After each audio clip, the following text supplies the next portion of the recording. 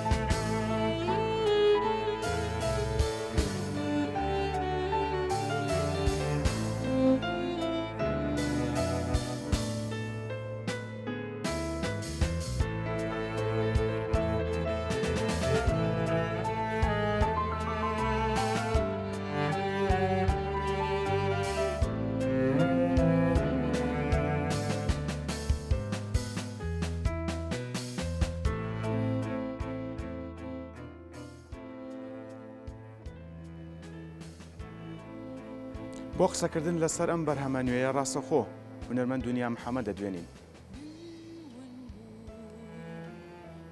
دنیا خان سڵاو لێبێ. سپاس بۆ ئەم دەرفەتە. دنیا ئەمێ لە سەرەتاوە بە شێوەیەکی گشتی باسی ئەم بەرهەمە نوێیان بۆ بکەیت.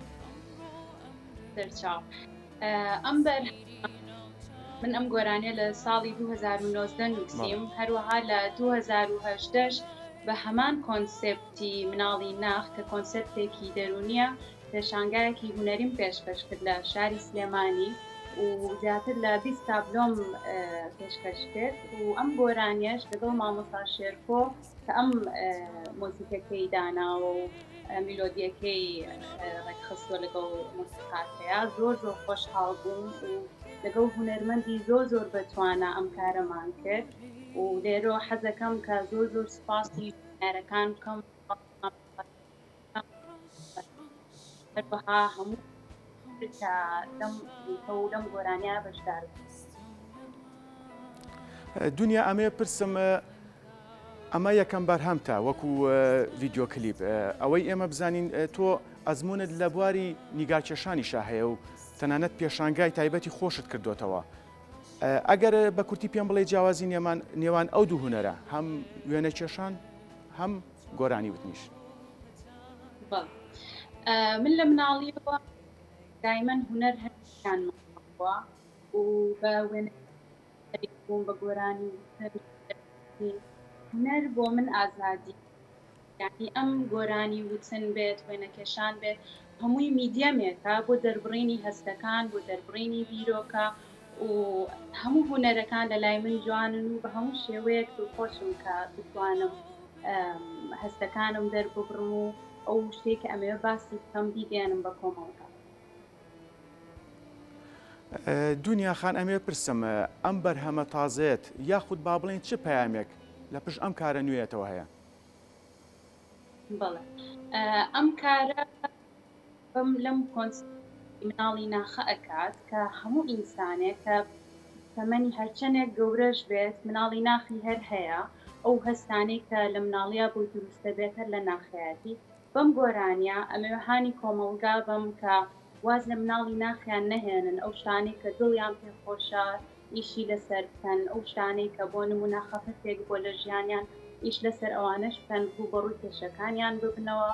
دائیمەن یعنی ئاگان لە هەستەکانی خۆیان بێت. بەم گۆرانیەش بە تایبەتی بۆ گەنجەکانمان کە تەکیدم هیوا و ئاواتیان زۆرە خەونیان هەیە بەم گۆرانی حەزەکەم پیشانیان بم کە ئەتوانن دەست پێ بکەن مناڵی ناخیان نەمردووە هەتا ئێستا هەر زیندوو ڕوبەڕووی دەرونی خۆیان ببنەوە.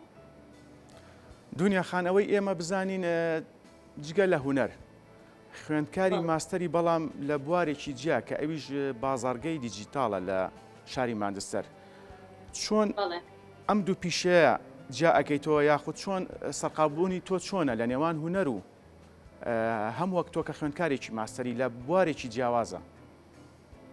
ڕاستەکەی من جامیعەش هەر بزنسم خوێنووە بەڕێوەبردننی کار و ماستەرەکەشم کە بازارگەری دیجیتاڵە هەرگیز هوەرم نەخوێندووە بەڵام هوەر بەشێکە لە ژیانی من وەکو وتم حەزەکەم هەستەکانم لەم میدیەمانەوە دەرببڕم بیرۆکەکانم لەم میدیەوە دەرببڕم بەڵام وەکو پیشەی سەرەکیم ئەوەیە کە خەریکی بزنس و لە چەند ئاژانسێکی داهێنان کارم کردو و لەسەر پرۆژەی هوەری کارم کردو یعنی زیاتر ئەم ماستەرە وەکو کاریەرێکە بۆ من بەڵام هوەر هەر بەشێک و وەکو هۆبیەک لە ژیانم. دنیا خان دوا پرسیارم کاری هوەری نوێت یاخود پلانی داهاتوت چییە؟ ئایا هەر لە بواری گۆرانی وتنە یاخود کردنەوەی پێشانگایە؟